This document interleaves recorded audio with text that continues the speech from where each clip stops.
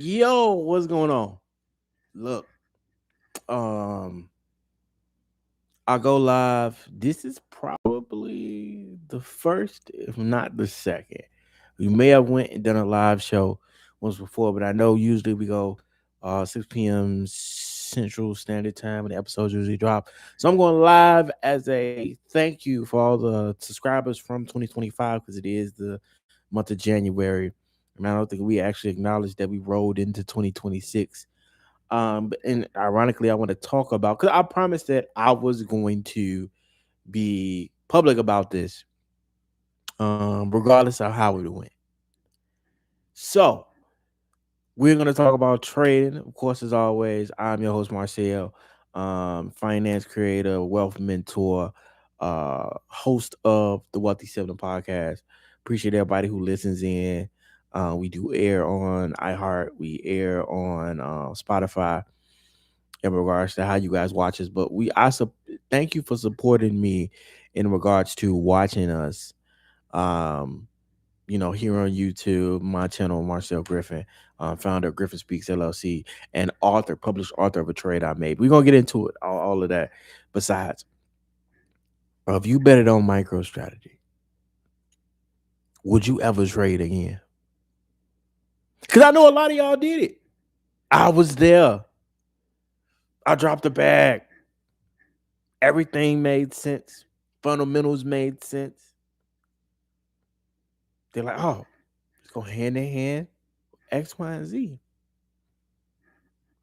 Did we follow technicals? Technicals even made sense in the beginning. So I'll give you an example, right?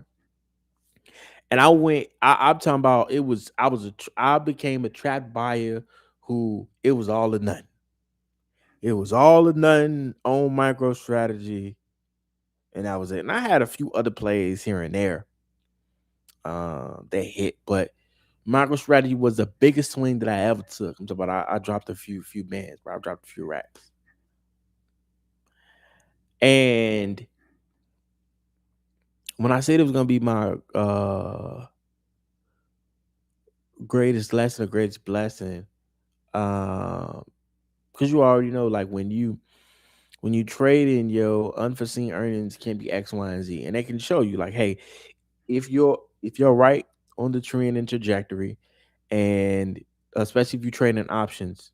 So when I do trade, I do options contracts. I have practiced futures. I can tell you that, but it's very difficult for me. While we on the ground growing wealth to trade the futures time frame, which is the time that I have on me. So I want to talk about it.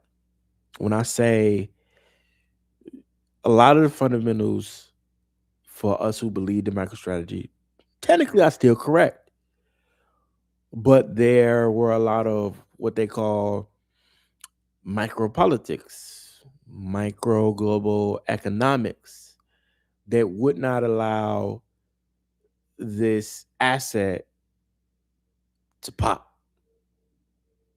Should have. Like MicroStrategy in a great world, not even we didn't even ask for a perfect world. In a great world, should be like 450 right now. No cap.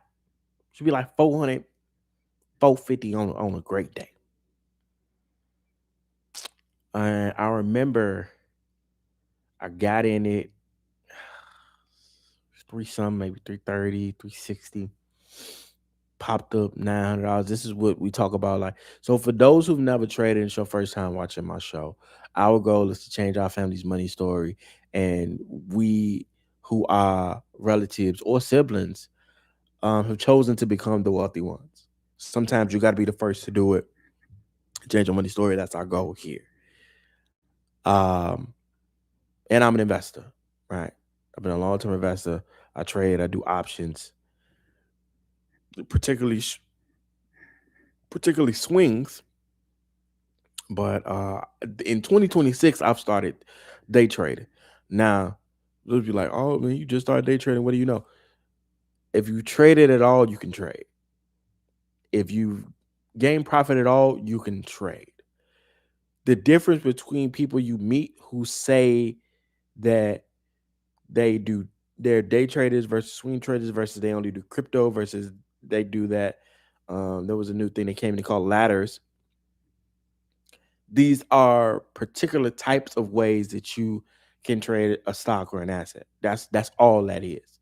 A day trader waits no less than a few hours to maybe a day, literally, and they may execute or exit their trade in the 25th hour, right? So let's say, can I do an example? I can. I'll do an example for y'all. So let's say, um, I wonder if I can pull my Thinkorswim up. Shout out to Charles Schwab. I have a Charles Schwab account. Um, Let me find out. They won't let me do it.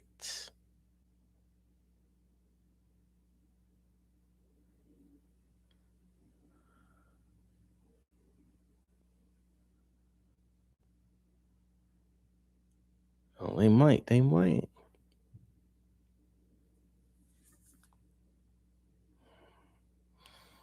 All these security things when you're trying to get live examples. This is off the cuff, by the way. I ain't even gonna hold you. This is strictly off the cuff. Um, just because I really want to give you an example of knowledge, and you're not just hearing me talk.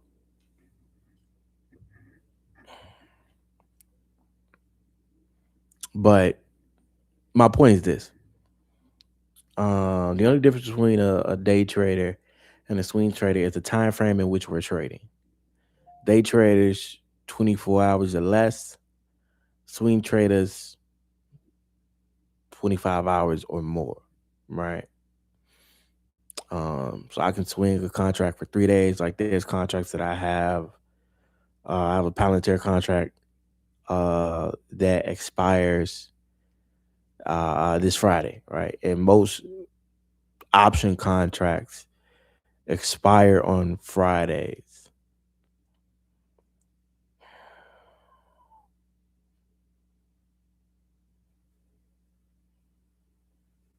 Man, it took me a minute to get in this thing of swim. So paper money.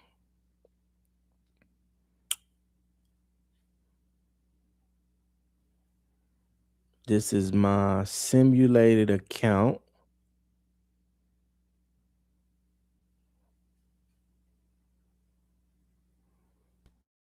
With Charles Schwab, and I just want to give you an example.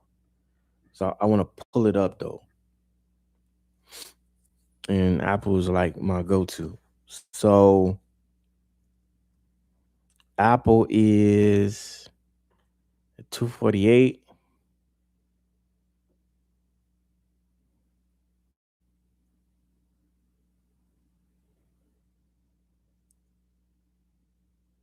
As of today, it dropped down.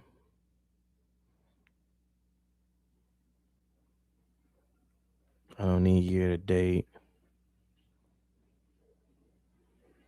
I need today's. So Apple today, let's say, um,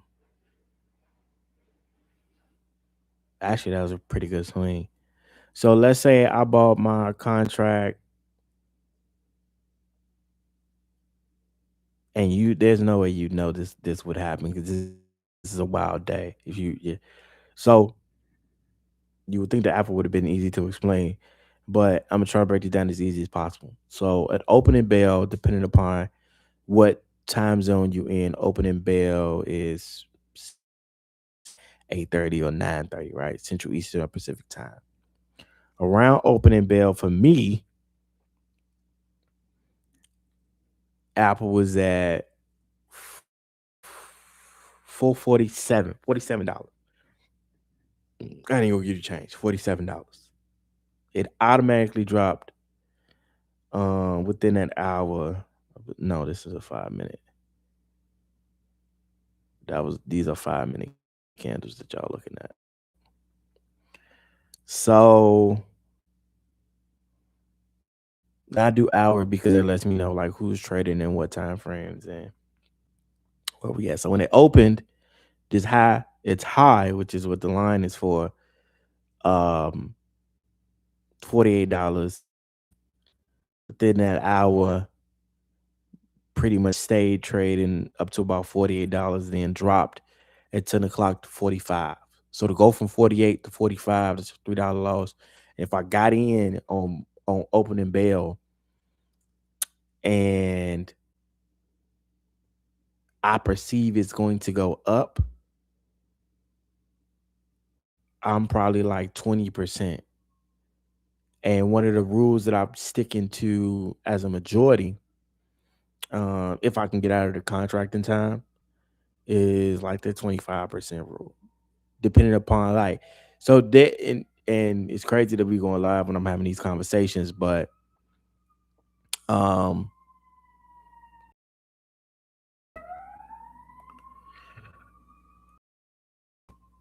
it's if you believe in the trade. So going back to the why I said, bro, would you ever trade again if you was trading micro, even after you traded MicroStrategy? Yes, I will. Just so you know, that's one area that was a lesson. I made profit before, so I know that. Oh man, I didn't read any books on trading. Didn't read any books on charting, and I just threw a few bands in the air, a few grands in the air off of the amount of he say, she say from the public. No, that's not what happened. Do I still believe in Bitcoin? Yes, because my strategy is tied to Bitcoin 100%. I still believe that Bitcoin will be an asset. It is an asset to the public who believes in it. Also, because I come from, I've been stamped as so I started in 2020. Started full-fledged investing. I started in 2020, and I watched people talk about Bitcoin as a possibility to Bitcoin machines being in currency exchanges.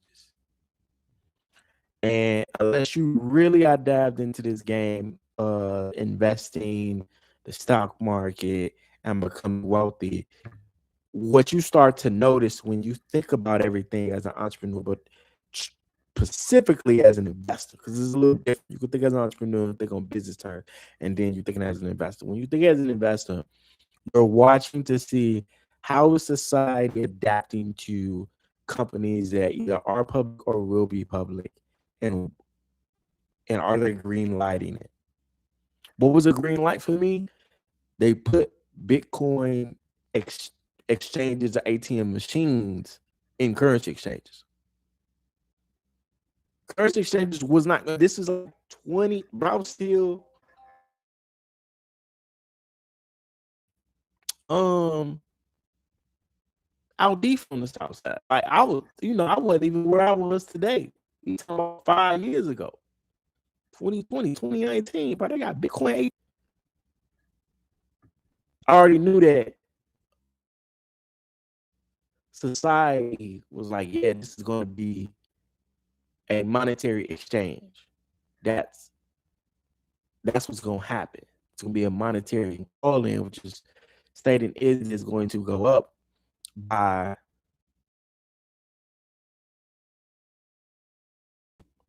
2 p.m. If I'm not day trading this, I'm down. And if I'm a frantic trader, I'm hurt. Especially this is my last $100, right? You feel me? I'm hurt. So popped. What I'm gonna do?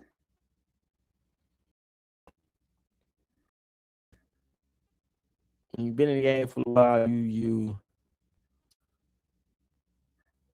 know what I'm saying, you dust your shoulders off for real. And when I talk about like me keep swinging, but we're going all in on how far can you get it. how far can you take it back, right? How far can you grow your wealth? You and take it into the wealth trajectory, what that look like. It's gonna take some long nights, some hard nights, some aches, some going nights to keep up with y'all because you subscribe to me, you subscribe to me for a reason. So, oh, Brody says, yeah, bro. I'm serious about this thing called wealth. I'm serious. So much so, bro. I do my trades in Robinhood, and one of my accounts you got 3 tries. So I'm up and back. I got 3 swings for my home run, and that's it. We swinging. I got 3 swings to my home run, but we still swinging. I technically that's some day trading side, but still swinging. And for me, it's working. If I make a day's worth of work, even while I'm working, it's worth it. It's like if you work on so, and I've done this, right? And I give you so if you follow me, right? So if you subscribe to my Instagram pages where I mainly post about this, and I'll start transitioning over to all my other social media. So Marcel Griffin is everywhere. Marcel is short for Marcellus, because you'll see that on my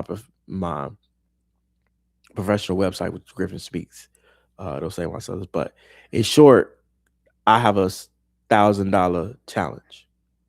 Now, in my $1,000 challenge, my first entry was Uber, and this is public and it's on my page. So it's a pretty recent post because I started the challenge in January, because this was to prove to everybody else that, like, I'm not just saying I'm an investor and I read, like, no, I really do this, and there's profit.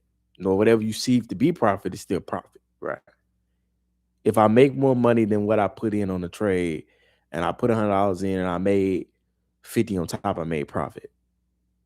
It just depends on how you really look at that. Like, some people will be, make $10,000 yet? Did you make $1,000,000 yet? Depends on how you see profit. But I want to go back to, like, the first entry, because the first entry is in and gone. So the first entry was Uber for my $1,000 challenge. Now, if you still want to join, the goal of the $1,000 challenge is really to myself, and say, if you had $1,000 set to the side, they say most Americans don't have $1,000 in a savings account. What if you did? What if you did, when the new year came around, had $1,000 in a savings account, and I guess one of your New Year's resolutions, I do new goals each year, right? But what if your New Year's resolutions was, I want to start investing. I want to start learning trading, and I got $1,000. Let's say you said, hey man, what can I do with that by the summer, right? So I said, hey, let's see what I make out of it in the summer. The trades alone, those trades alone, right, I'd be up straight, because going back to the first entry was Uber. I had a $75 call. I think I spent 750. Now I'm gonna tell you this. Um, Depending upon how far in the money, and in the money means if Uber is at $75 and you want to swing it from the $75 mark, it's going to cost you more money, right? Versus you trying to predict that Uber's going to go up and I want to start from the $77 mark. The dollar prices will be different. That's what I'll say. Uber, $75 call. That's the price range for the ticker. and I projected it to go up to 80 and above. My true number was 90, but I made an exit. My exit for this trade was 77. So as long as Uber hit 77, and that wasn't even my break even. I think my break even was like 82. And if I'm using terminology, so if this your first time watching my show, just first time learning, trading terminology, investing terminology, your break even price is if your contract reaches this price prior to it expiring, you would be in profit. So my $75 call only needed to get to 82 for me to be in profit, have all my money. So let's say I spent 500 or 750. I only needed it to get above 82 for all of my money to be good on the wood. Like I'll keep all my money in house and everything else after that is profit. So whether it's $100 on top of my 750, your contract would close at like 850, right? Top of your 750 back. My closed at 1150. So that's $1,000 and 1100. So I made 350 on top of my money. And going back to my point, imagine if you were going to work, you made this trade. This is your first trade. Let's say I think it did it in like a week. You put the entry in on Monday, and by Thursday, you've made all 3 days of your work week's pay. Because the average, no matter, even if you're making like $20 to $30 plus an hour, most of the time it's gonna average out to you make $100 a day, right? In an 8-hour work week, you make around $100 a day. So imagine me, first week of the pay period, I sit down with to start trading. I put my money in on Uber. I start my $1,000 challenge with Marcel because I believe he's the wealth mentor, and I roll with him. By Wednesday, not only is my check coming from my 9 to 5, I just made an extra $100 each day if I profited 350, right? So if I profited 350, I made $100 each day when I exited on Thursday. See what I'm saying? So like my second, just so the second entry is Microsoft, but again you can follow. So and I'm doing this until probably summer, so probably till June. I'm gonna be doing this challenge,